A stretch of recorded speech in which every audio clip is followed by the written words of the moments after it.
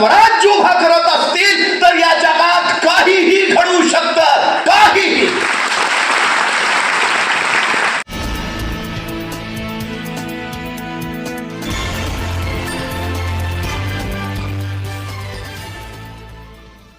कोकण ही देवभूमी आहे. कोकण ही शौर्यभूमी आहे. इथं निसर्गाचं वरदान जितकं अमाप मिळालं तितकंच इथल्या मस्तकांना बुद्धीचं वरदान सुद्धा अफाट मिळालं. देशाला दिशा देणाऱ्या बुद्धिवंतांचा आणि विचारवंतांचा हा प्रांत आहे. अनेक सुधारकांचा आणि नव्या पिढीला घडवणाऱ्या अनेक जाणीवांना समृद्ध करणारा हा प्रांत आहे. हा कोकण प्रांत आणि या कोकण प्रांतातली उद्याची पिढी समृद्ध व्हावी या ध्यासानं जिजाऊ शैक्षणिक आणि सामाजिक संस्था सातत्यानं कार्यरत आहे. आपण किती उंचीवर पोहोचलो यावर आपलं यश ठरत नाही, त्या उंचीवर आपण किती जणांना घेऊन आलो यावर आपलं यश ठरतं.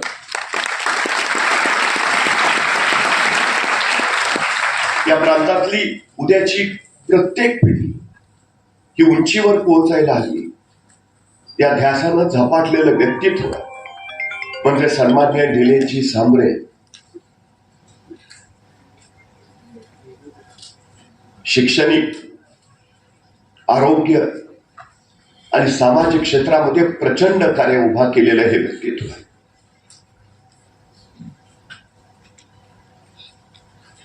भविष्य घडवायचं असेल तर उद्याची पिढी घडवली पाहिजे.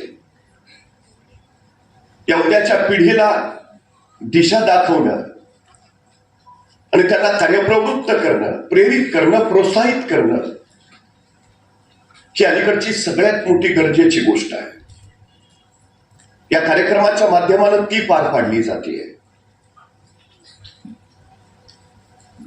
या जगामध्ये दुसरा कुणी तुम्हाला पराभूत करू शकत नाही. या जगात फक्त तुम्हीच तुम्हाला पराभूत करू शकता. या जगामध्ये दुसरा कुणीही तुमच्यावर मर्यादा घालू शकत नाही. या जगामध्ये फक्त तुम्हीच तुमच्यावर मर्यादा घालू शकता. या जगामध्ये दुसरा कुणीही तुम्हाला विजयी करू शकत नाही. या जगात फक्त तुम्हीच तुम्हाला विजयी करू शकता. आपल्या मना इतकं या जगामध्ये दुसरं सामर्थ्यशाली काहीही नाही, काहीही नाही. याच मनातून आबाळात झेप घेण्याची कल्पना निर्माण झाली असेल आणि राईट बंधूंनी विमान निर्मिती केली असेल. याच मनात नील आर्मस्ट्रॉंगला चंद्रावर पाऊल ठेवण्याचा भाग झाला असेल आणि नील आर्मस्ट्रॉंग चंद्रावर पोहोचला असेल. याच मनाच्या संकल्पनेतून कुणीतरी सागराचा तळ शोधला असेल आणि तो सागराच्या तळापर्यंत पोहोचला असेल. या सगळ्या कल्पना, सगळ्या संकल्पना, सगळे विचार हे मनाच्या तळातून निर्माण होतात. तुमचं मन ही जगातली सगळ्यात सामर्थ्यशाली शक्ती आहे. अगदी प्रत्येकाकडे आहे, म्हणून या जगातला प्रत्येक जण सामर्थ्यशाली आहे. पण स्वतःच्या या सामर्थ्याचा शोध किती लोकांना होतो? ज्यांना होतो ती माणसं यशस्वी आणि ज्यांना होत नाही ती माणसं अयशस्वी हे साधं गणित आहे. या जगात अशक्य काही नाही, काही नाही. या जगात मनात आलेली प्रत्येक गोष्ट शक्य होते, प्रत्यक्षात उतरते. फक्त ती मनात यायला हवी. या जगातली कुठलीही गोष्ट एकदा तयार झालेली नाही, ती दोनदा तयार झालेली आहे. माझ्या पुढचा हा माईक एकदा नाही दोनदा तयार झालाय. पहिल्यांदा बनवणाराच्या मनात आणि मग प्रत्यक्षात. तुम्हाला काय व्हायचं आहे डॉक्टर? आधी मनात व्हावं लागेल, मग प्रत्यक्षात व्हाल. तुम्हाला काय व्हायचं आहे इंजिनियर?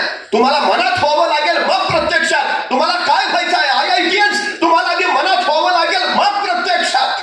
निलेशजी सांबरेंच्या मनात कोकणच्या समृद्धीचं चित्र तयार आहे. मनात तयार आहे ना, उद्या ते प्रत्यक्षात आलेलं दिसेल. पहिलं मनात यावं लागेल. कुणाच्या ना कुणाच्या मनात यावं लागेल, तेव्हा ते प्रत्यक्षात येईल. अशक्य काय आहे? काही अशक्य नाही. 27 वर्ष तुरुंगात राहिलेले नेल्सन मंडेला त्याच देशाचे राष्ट्राध्यक्ष होतात, तर मग जगात काही घडू शकतात.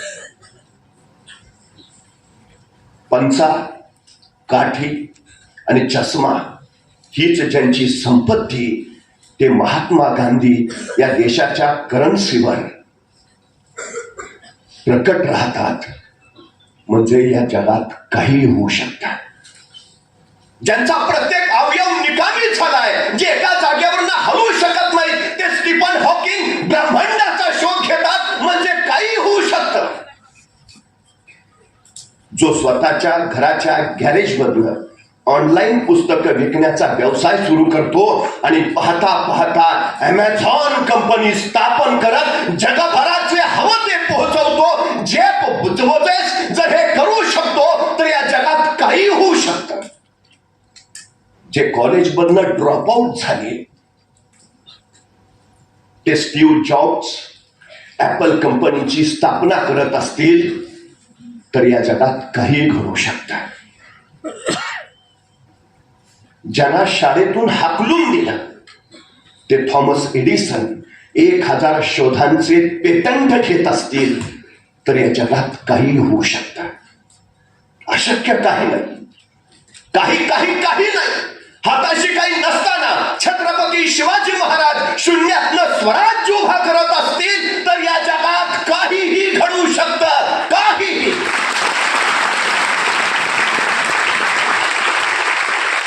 मग तुम्ही डॉक्टर होऊ शकत नाही, तुम्ही IAS होऊ शकत नाही, तुम्ही IPS होऊ शकत नाही, तुम्ही IITians होऊ शकत नाही. होऊ शकता, होऊच शकता.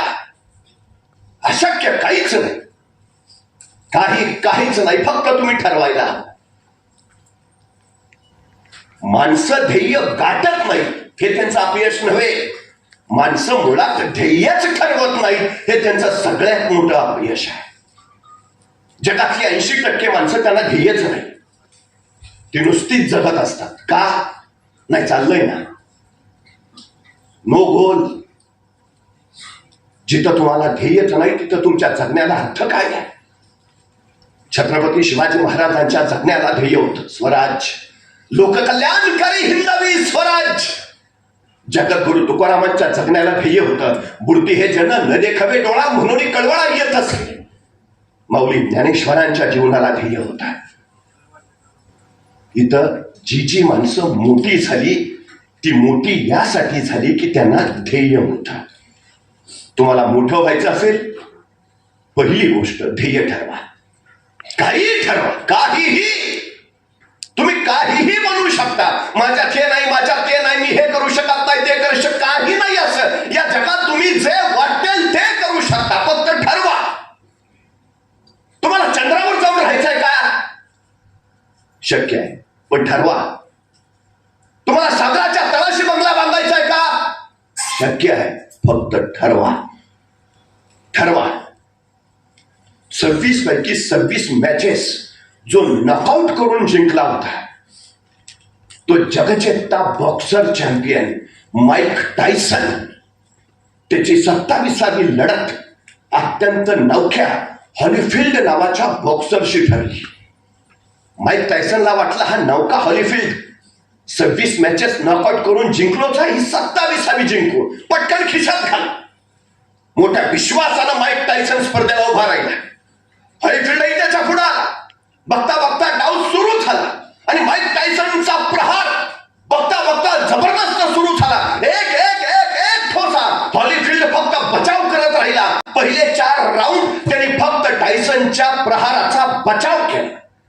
पण त्याच्या खेळाचं नियोजन ठरलं होतं. पहिले 4 राऊंड तो माईक टायसनचं निरीक्षण करणार होता, त्याची बलस्थानं, त्याच्या कमतरता जाणून घेणार होता आणि मग 5व्या राऊंड पासून तो सुरुवात करणार होता. 4 राऊंड संपले. 5व्या राऊंडला पुन्हा तो उभा राहिली. माईक टायसन आक्रमण करायला आला, पण त्याच वेळी या हॉलीफिल्डनं त्याच्या मोक्याच्या जागा हेरल्या होत्या. कमतरता बलस्थानं चोकली होती. हॉलीफिल्ड पुढे झाला आणि 5व्या राऊंड मध्ये त्यांनी ठोसे द्यायला सुरुवात केली आणि एक ठोसा असा जबरदस्त बसला.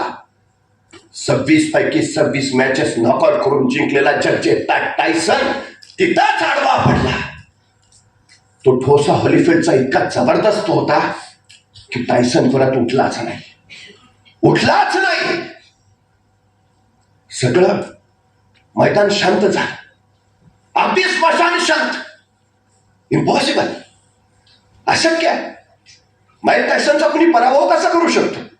आणि तो हॉलिफील्ड नव्हता, हे शक्यच नाही. पण ते शक्य झालं. माईक टायसन आडवा पडला होता. काही क्षणानंतर प्रेक्षक सावध झाले आणि त्यातल्या एका प्रेक्षकाने त्या हॉलिफील्डला प्रश्न विचारला, हॉलिफील्ड, माईक टायसनला पराभूत करून तू आमच्यासारखाच आश्चर्यचकित झाला असशील. ही आश्चर्य वाटण्यासारखीच गोष्ट आहे. कुणी माईक टायसनचा पराभव कसा करू शकतो? तुलाही आश्चर्य वाटतंय ना की तू कसा काय पराभव केलास? तसा संत आपल्याला हॉलिफील्ड म्हणाला, गेले कित्येक दिवस मी माईक टायसनचा मनात पराभव करतोय, आज प्रत्यक्षात केला. एवढंच. गेले कित्येक दिवस हा प्रसंग मी पाहतोय, कित्येक दिवस. आज तो प्रत्यक्षात आला. एवढाच. तुम्ही जे मनात ठरवता ते प्रत्यक्षात येतच.